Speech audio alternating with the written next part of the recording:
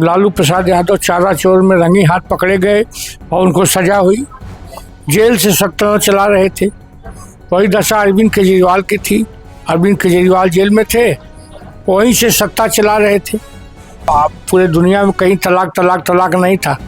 यहाँ मुस्लिम आदमी फ़ोन पर भी कह देता तलाक तो मान लिया जाता था, पर पाकिस्तान में नहीं था। बिल्कुल नहीं, वोट चोरी हो ही नहीं सकती, ईवीएम हैक हो ही नहीं सकती। चुनाव आयोग ने उनको बुलाया था, दुर्भाग्य है ये लोग गए नहीं और इनको हार का एक बहाना चाहिए बड़ा। नमस्कार, मैं प्रशांत दुबे और आप देख रहे हैं न्यूज़ राष्ट्र। हाल ही में बीजेपी द्वारा एक नए विधेयक को लाने की बात की गई, जिसे तमिलनाडु के सीएम एम.के. स्टालिन ने काला विधेयक कहा। यहाँ तक कि विपक्ष उसको तानाशाही का एक नया औजार कह रहा है। इस मुद्दे पे बात करने के लिए हमारे साथ जुड़े हुए हैं उत्तर प्रदेश के बीजेपी प्रवक्ता श्री अशोक पांडे जी। आइए जानते हैं इस मुद्दे पे इनका क्या मत है। तो सर, ये जो विधेयक लाने की बात की गई है होम मिनिस्ट्री से, इस विधेयक को जो हमारे विपक्षी दल है वो कह रहे हैं कि एक तरह से काला विधेयक है, ये तानाशाही को और आगे बढ़ाने के लिए लाया जा रहा है। तो क्या ये सही है? देखिए, हम ये कह सकते हैं चोर मचाए शोर। ये वही लोग हैं जो चोरी करते हैं। उनको लगता है कहीं हम अगर 3 महीने जेल में रखे तो हमारी मुख्यमंत्री पद हमारा चला जाएगा। लालू प्रसाद यादव चारा चोर में रंगे हाथ पकड़े गए और उनको सजा हुई। जेल से सत्ता चला रहे थे। वही दशा अरविंद केजरीवाल की थी। अरविंद केजरीवाल जेल में थे, वहीं से सत्ता चला रहे थे। तो मेरा ये कहना है कि निश्चित तौर पे जमानत की जो धाराएं होती हैं तो जमानत हो जाती है। जो इस तरह के प्रमाण सहित अगर जो धाराएं लगती हैं तो निश्चित तौर पे अगर 3 महीने ज़्यादा आप सज़ा पा गए तो इतना है कि आपको उस पद पर बने रहने का अधिकार नहीं है। ये तो पारदर्शी है। ये तो और इस देश की जनता प्रसन्नता करेगी। कम से कम कोई मुख्यमंत्री ऐसा कोई काम नहीं करेगा कि वो 3 महीना जेल में रहे। ये अच्छी बात है कि बुरी बात है, जरा आप बताइए। धूप, गर्मी, पसीना, जिससे आपकी स्किन पर खुजली और दांत की समस्या बढ़ना आम बात है। लगाए दादू मलहम एंड लोशन और करे खुजली का काम तमाम। तो सर, बीजेपी के सदस्यों पे सबसे ज़्यादा केसेस हैं, जो बीजेपी में सबसे ज़्यादा सदस्य हैं और उन पे सबसे ज़्यादा केसेस हैं। तो क्या ये विधेयक उन पे भी लागू होगा? सब पे लागू, कानून जब बन जाएगा तो सब पे लागू होगा। कोई कानून से बड़ा नहीं है और भाजपा के किसी के ऊपर अभी कोई आरोप नहीं है। ये आरोप लगाते थक गए। कोई आरोप नहीं मिला इन लोगों पर कि मोदी जी के भ्रष्टाचार का एक भी प्रमाण नहीं मिला।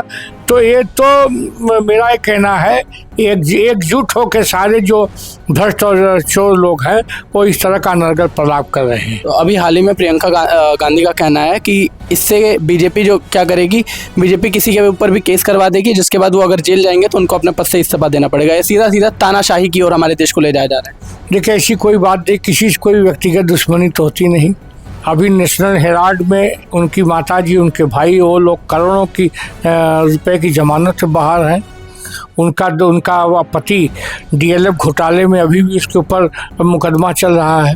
तो मुकदमा चल रहा है, जब प्रमाण सही तो वो गवाह गुजर जाएंगे तो सज़ा मिलेगी। ये कौन सी बड़ी बात है?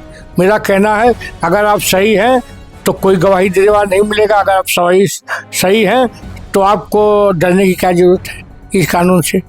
तो सर, ये जो कानून है ये एक तरह से बीजेपी के हाथों में पूरा रहेगा, क्योंकि जो जब कोई कानून बन जाता है तो बीजेपी के हाथों नहीं रहता। कहाँ वो चला जाता है न्यायालय के जिम्मे, और न्यायालय भारतीय जनता पार्टी का कोई अंग नहीं है। तो सर, इसी समय इस विधेयक को लाने की क्या जरूरत थी? क्योंकि इस समय जो मामला है, इस समय विपक्ष के ऊपर लगातार कई ऐसे आरोप लग रहे हैं कि विपक्ष झूठे आरोप लगा रहा है इस तरीके से, जिसकी वजह से उनके ऊपर केसेस के चांसेस हैं। हमने अनेक कानून हम लोग लाए। इन लोगों ने इस देश में ऐसे कानून बना रखे थे कि आप पूरे दुनिया में कहीं तलाक नहीं था।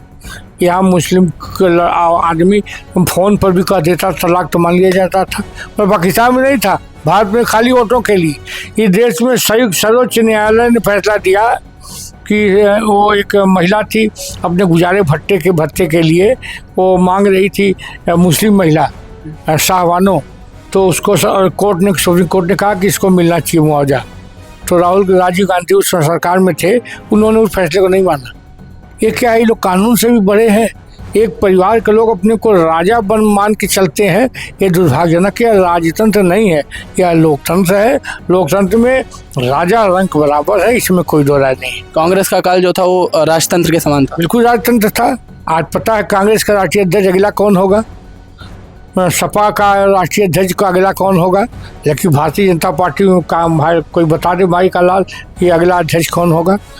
सर जो विपक्ष लगातार आरोप लगा रही है वोट चोरी और इस तरीके का, तो क्या इसका असर बिहार चुनाव में होने वाला है? बिल्कुल नहीं, वोट चोरी हो ही नहीं सकती, ईवीएम हैक हो ही नहीं सकती। चुनाव आयोग ने उनको बुलाया था, दुर्भाग्य है ये लोग गए नहीं, और इनको हार का एक बहाना चाहिए। बड़ा अच्छा बहाना मिल गया।